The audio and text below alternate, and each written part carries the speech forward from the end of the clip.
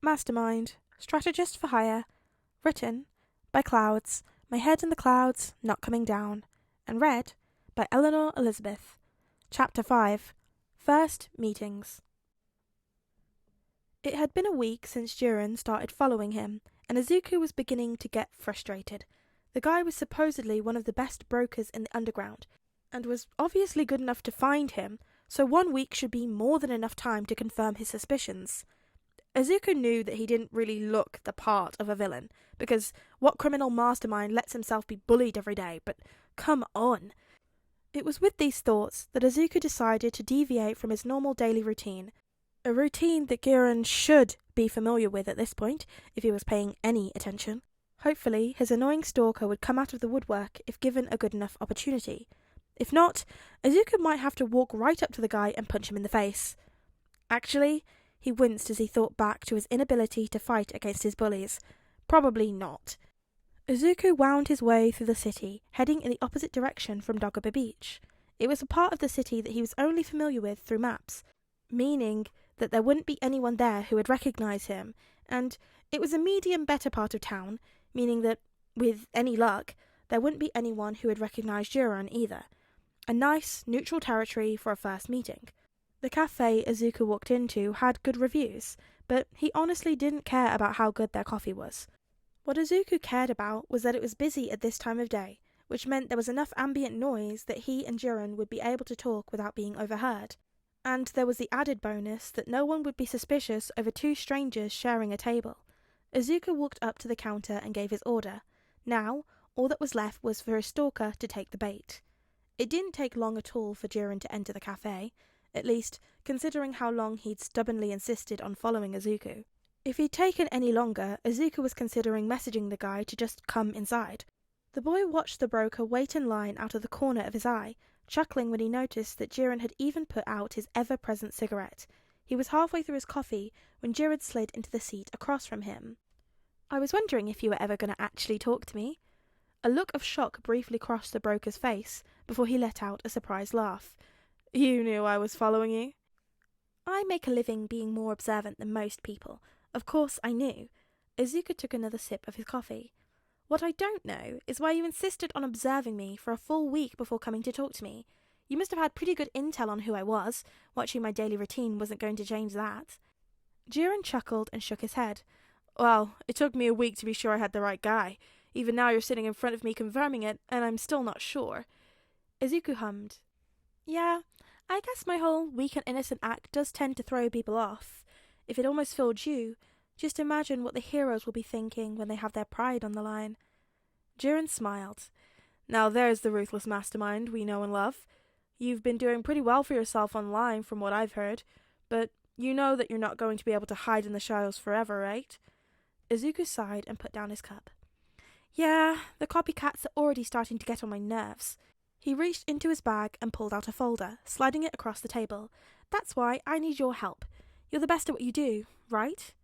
Jiren raised an eyebrow as he took the folder and began to look through it. There was a design for a villain costume and a list of weapons that Izuku thought he might need, including a lot of knives. The broker looked over the design silently for a few minutes, then nodded. "This should be doable, but I should warn you that this will cost you a pretty penny, the weapons especially." "You know what my rates are, Jiren. I can afford it. Plus, I'll even let you introduce me to a few of your contacts you've been hounding me about." Jiren smiled. "You sure know how to tell a man what he wants to hear. I'll start calling around, but you'll be packing some serious heat." Jiren pulled out the weapons list and placed it in front of Izuku. "Are you sure you know how to use all of these?" Izuku shook his head. "Not yet. That's actually the last thing I need your help with." Jiren cocked his eyebrow, still smiling as he gestured for him to continue. "I want to meet Himiko Toga."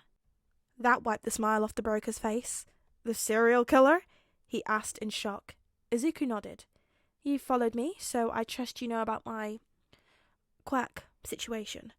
Jiren nodded hesitantly. "Well, since I don't have a quirk to fall back on, I'm going to have to rely primarily on weapons.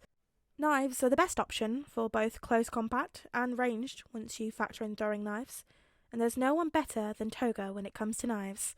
I want her to teach me how to fight." Jiren was solemn now. I hate to ask it, but what if she kills you?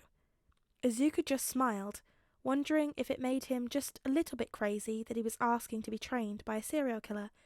I think I can hold my own. Besides, you won't let her kill me. I'll be making you too much money. Izuku started to get up to leave, but Jiren grabbed his arm. Before you leave, I have a gift for you. He grabbed the laptop bag from the floor and put it on the table. This is top of the line, virtually untraceable. Internet cafes are great and all, but I think you'll agree this is the easier option. Izuku booted up the computer and looked it over. It was nice, and really would make his work much easier. He quickly checked to make sure there wasn't any tracking apps or spyware installed before closing it. Meanwhile, Jiren had pulled out a simple smartphone. This is also untraceable. I already have the number, and I put my contact info in as well. I'll text you an address when your gear is ready and you can come pick it up. I'll also text you when I manage to get a hold of Toga. She's slippery, but shouldn't be too hard to find. I'll be honest, I really hope you know what you're doing.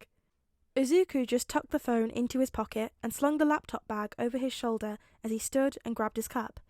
If I didn't, I wouldn't have chosen to call myself Mastermind. Jiren watched the boy leave. This kid is crazy.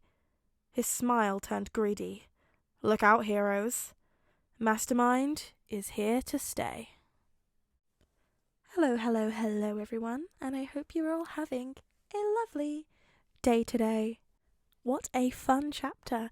Izuku's already slipping his way into villainy, and I love it. Thank you everyone who voted on the poll about whether or not to start a Discord.